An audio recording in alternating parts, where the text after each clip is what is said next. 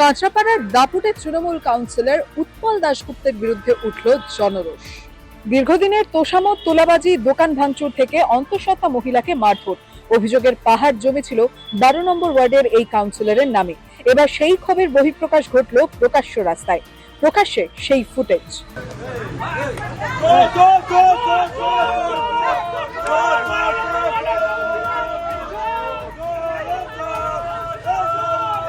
Cut money ছাড়া তো অন্য কিছু তো হবে না। তোলাবাজি করতো, তোলাবাজি ছাড়া তো আর কিছু হবে না। ভিডিওটা দেখুন, আমরা খবর পেয়েছি 3.5 লক্ষ টাকা। 3.5 লক্ষ টাকা প্যাকেটের মধ্যে টাকা নিয়েছে মানে নিশ্চয়ই কোনো কাজের জন্য কোনো কাজ করিয়ে দেব কিংবা কিছু করে দেব, তার জন্য টাকাটা নিয়েছে।